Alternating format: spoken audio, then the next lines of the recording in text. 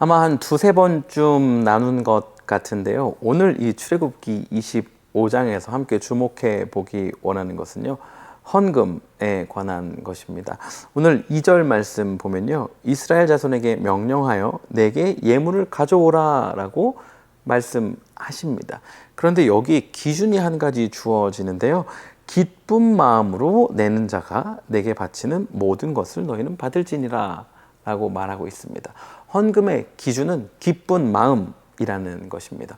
원어적으로 살펴보면 자원하여 드리는 마음, 그리고 또한 감동되어 드리는 마음이라는 의미를 가지고 있습니다. 그러니까 헌금할 때 우리가 가져야 하는 마음은요, 기쁨으로 드리는 거고요, 자원해서 드리는 거고요, 감동해서 드리는 것이어야 한다라는 것입니다. 억지로 해서는 안 되고요, 인색함으로 해서는 안 되는 것입니다. 아마 그러면 물어볼 수도 있을 거예요. 목사님, 그러면 헌금할 때 기쁘지 않으면 안 드려도 되는 건가요? 이렇게 말이죠. 저의 대답은 헌금할 때 기쁘지 않으면 못 드리는 거죠. 어떻게 드리겠어요? 마음이 불편하고 어렵고 힘든데 말이죠. 여러분, 이것이 우리가 가지고 있는 돈, 어떤 재정들, 소비되어야 하는 것들이 소중하지 않다거나 부담이 없다거나 하는 이야기는 아닙니다.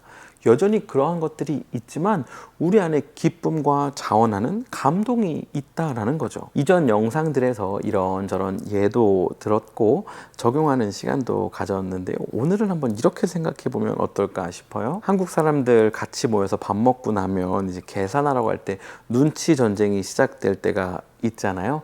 갑자기 누군가 화장실을 간다던가, 아니면 앉아서 신발끈을 계속 메고 있는다던가, 아니면 여보세요 하면서 전화를 받는다던가 말이죠.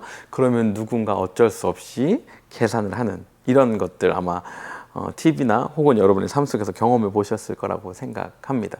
그런데 반대의 경우도 있어요. 어떻게 보면 조금 가격이 부담될 수 있지만 오늘은 꼭 내가 식사 대접하고 싶은 그런 사람, 그런 때가 있잖아요. 그래서 어떻게든 내가 그것을 결제하고 나면 내 지출이 있고 어쩌면 나의 한 달의 삶에 좀 부담이 있을 수 있지만 마음이 너무 기쁘고 따뜻하고 행복한 이런 경험 아마 해보셨을 겁니다. 아이들이 너무 가지고 싶어 했던, 또 배우자가 아니면 부모님이 너무 원했던 것을 차곡차곡 재정을 모아서 선물해 줄 때, 아니면 여행을 보내드릴 때, 아니면 너무 가고 싶었던 식당을 함께 가서 맛있는 식사를 나눌 때 이 재정이 소비되지만 우리 마음을 채우는 그 큰 기쁨들을 아마 경험해 보셨을 것입니다. 우리의 것이 소비되지만 그 이상의 것을 채워가는 것에서 얻는 기쁨인 것이죠.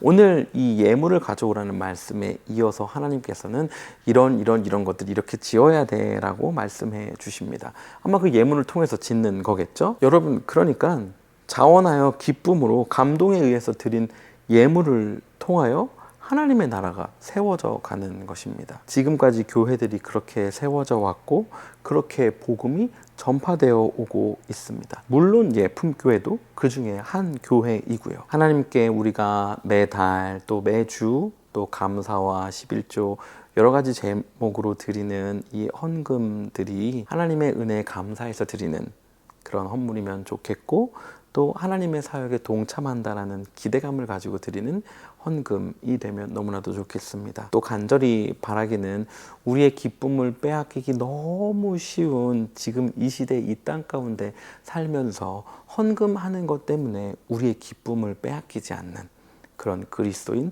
우리가 되면 너무나도 좋겠습니다. 오늘 하루 사는 동안 우리 삶 가운데 하나님이 주시는 기쁨이 가득하기를 간절히 소원하며 오늘도 샬롬입니다.